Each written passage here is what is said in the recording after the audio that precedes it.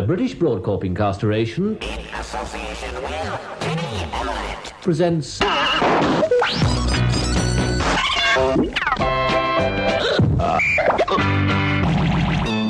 Don't miss no bound. The idle race, the idle race, the idle race, the idle race, the idle race, the idle race, the idle race, the idle race. They are going to play their new single now, which is called The End of the Road. This is Face the Music, a pre-E.L.O. song-by-song podcast. Episode -029. Hurry up, John.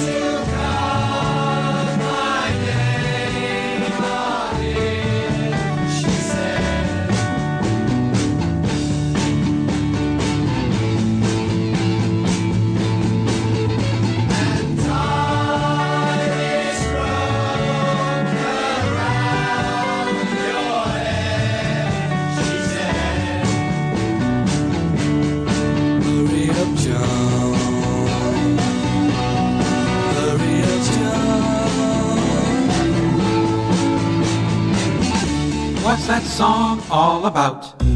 Hurry Up John is the 11th track, 5th song, last track on side 2 of the second album by the Idle Race. It's also the last released Idle Race recording with Jeff Lynne. In issue number 7 of E.L.O. fanzine Face the Music in 1990, Gil wrote, Now there's a bit of riot going on here, just to prove they haven't gone all soppy. Crashing drums, guitars masquerading as bagpipes, or perhaps bagpipes pretending to be tartan guitars. Maybe Big Country were closet fans. And what sounds like vocal contributions from the whole group. A much thicker production sound on this one, relating more to the Broken Arrows 45 than the rest of the album, but definitely not out of place. Just a refreshing change to end one of the most complete, well-balanced, enjoyable, and finest albums of all time. In issue number 16 of E.L.O. fanzine Face the Music in 1993, Idle Race bassist Greg Masters wrote, John was our roadie, always stoned. Johnny! They're calling for him, they're yelling for him. I'm Eric Paul Johnson. And I'm Eric Winsenson. It's the last song by the Idle Race with Jeff Lynne. They did do another album after this without Jeff Lynne, but this is the last Idle Race song we'll be covering because nobody else from the Idle Race ever worked with E.L.O., so there's no reason to continue with them after this. In fact, that's what a lot of people thought about the next album. So. Yeah. I mean, I'm trying to be nice because, who knows, some people from the Idle Race might listen to this podcast. But yeah, I heard the third album and Jeff Lynne's presence is definitely missed. Well, my experience is a lot of musicians are rather self-aware. Okay. So, Hurry up, John. From the first note, I was hooked.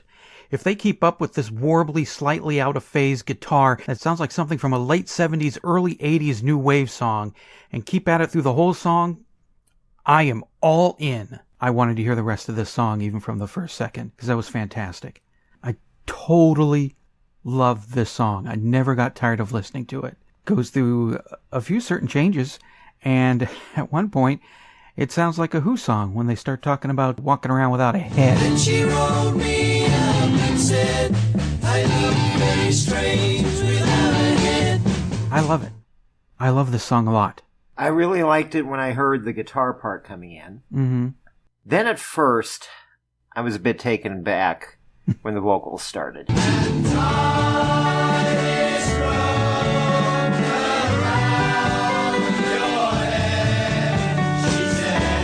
I think I was expecting something a little more Who-ish, a little harsher.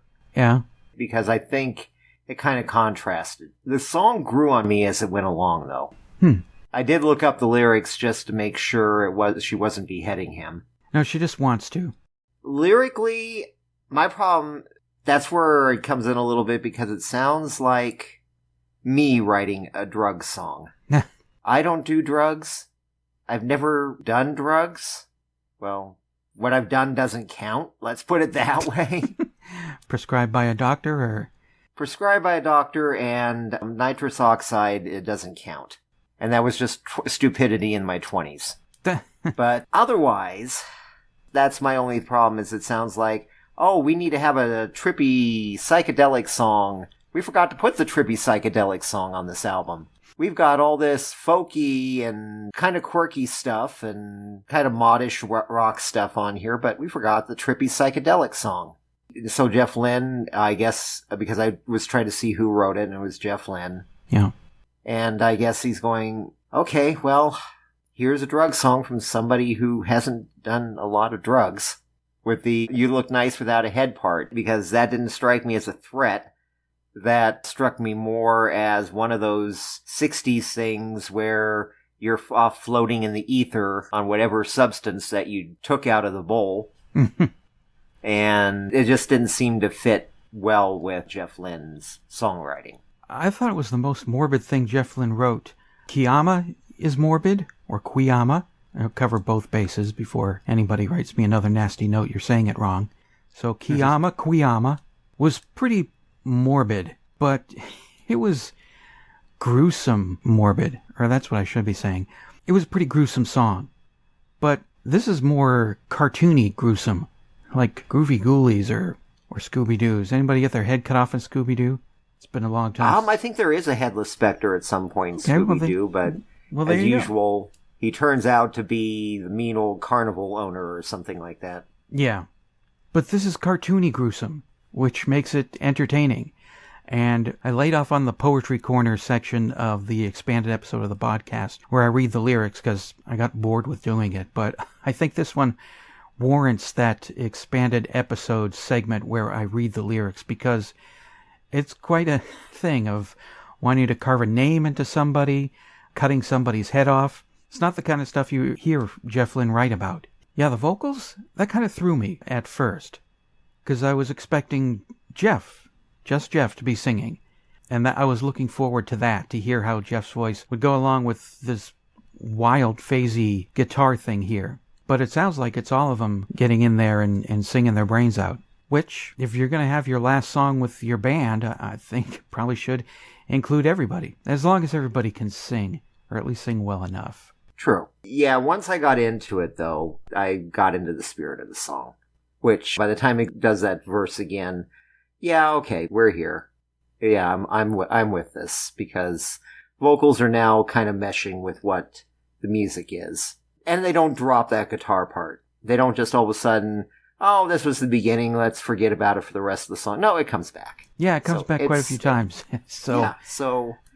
And even though it is a bit repetitive, it's not that drudging repetitiveness of that other one. Yeah. Yeah, this is something you want to hear. Plus also, yeah, it's a 3-minute song, but it doesn't seem that long.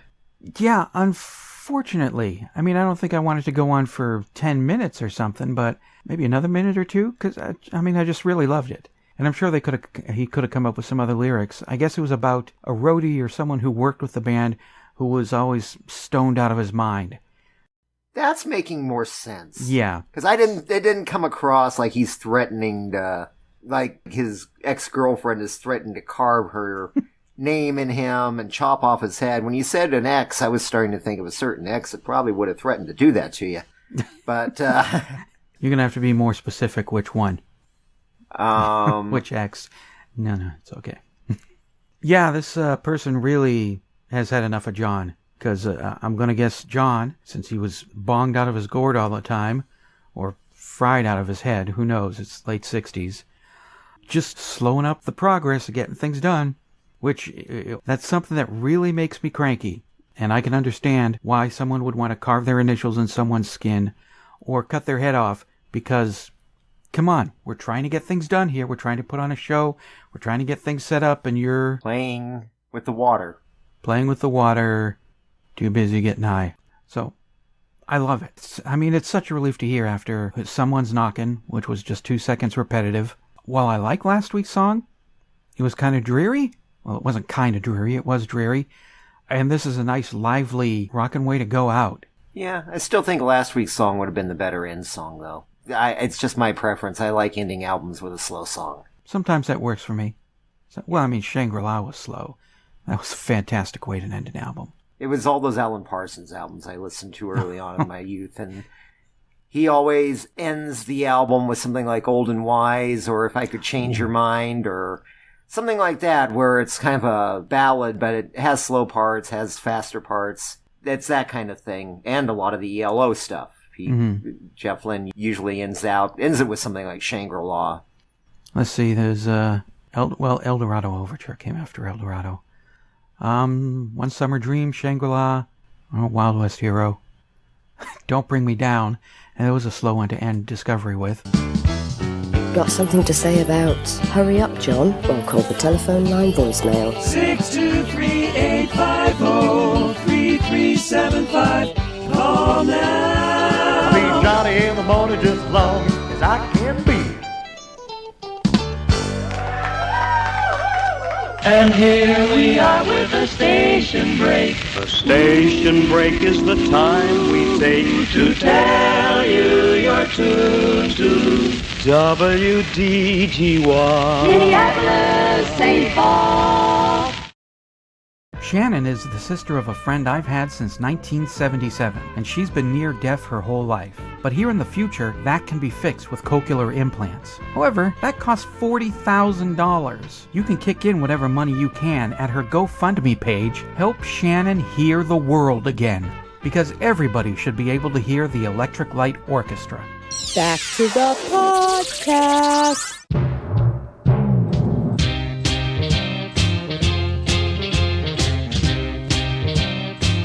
So this is it for the Idol Race. We're done covering them. Did you hear much of them before this? Not a bit of that. Yeah. Not one bit. In large part, I really like it, and I really wish they had had more of a chance to actually get some exposure. That they hadn't been sabotaged by their record company and by everything that happened. Yeah. I mean, Jeff Lynne finally got his, finally got what he deserved, what the attention he deserved. I should say, he finally got what he deserved. About time, that son of a... Yeah, being nice to everybody and not having controversies and not ticking people off. Yeah, making all that good music. Yeah. Yeah. No, he finally got the attention and recognition he deserved. Yeah. Down the road, because critics were harsh with him. Damn. For all those years. During E.L.O.? Yeah. Yeah. But I think that he should have got a lot more recognition for this, too. Because there's some early hints of E.L.O. here. This, especially the first album, really needed to get a lot more attention than it did. But so far with the Jeff Lynne stuff, though, yeah, it really, really needs to be heard. Somebody really needs to go back and reassess this, because it just shouldn't be there as a footnote in his career. It should be, hey, this is where this all came from. Listen to him do his first production. Well, fortunately, two Rubes have revisited the Idol Race over the last year and a half or so. Yeah. Yeah. As much as I love E.L.O., the only Idol Race I ever heard was that first album. I friggin' love the Idol Race. There are a couple of songs that are like, could do without, which we've discussed. But for the most part, they're really fan-damtastic. I love their creativity. They did things that seemed to veer away from what was popular, but did it in a good way. Didn't do it in a way like some sort of psychedelic mess where they all dropped a lot of acid, and then they just all started playing their instruments completely unaware that they're playing instruments or a song. And, hey, man, here's our experimental stuff, man. I mean, the stuff in the 60s, there's a lot of chance of running into that stuff. But there's a lot of chance of running into something brilliant like this, too. There's that, too. So far, I love the Idol Race more than the Move. I like the Move. I love the Idol Race. A couple of songs I could have done without, but you can't put out gold all the time. Even the Beatles had a few stinkers. And all that stuff is on Apple Music, so everybody go, add it to your playlist, listen to it a lot. If Kate Bush can get a hit 35 years later, there's no reason why Skeleton in the Roundabout shouldn't be top 10 in America 50, 60 years later, 55 years later. I'd say Follow Me, Follow. I think that would be a better chance of getting on a soundtrack somewhere and everybody going, what's this? But yeah, any Idol Race, come on. Let's get it on the Billboard Hot 100. Listen. Yeah. Pass it around to your friends. Tell them about it. And the charts are heavily weighted towards streaming, so go stream lots of Idol Race. Exactly. You'll love it. You won't be disappointed. Face the Music, a pre-E.L.O. song-by-song podcast, is a production of Radio Trolla Entertainment Assorted Deli Meats Amalgamated. You can contact us by voicemail at 623-850-3375 or email us at eloftmpodcast@gmail.com and we'll read and reply to it on the show. Keep up to date by joining our Facebook group and spread the word by sharing the link or giving us a quick rating on iTunes. Subscribe to our YouTube page, the Electric Light Orchestra Podcast channel, to hear other goodies. You can financially support the podcast at patreon.com/ELOpod or PayPal using the podcast's email address, or send a check or money order to P.O. Box 1932, Superior, Arizona 85173. Next episode, -028. Hello, Susie.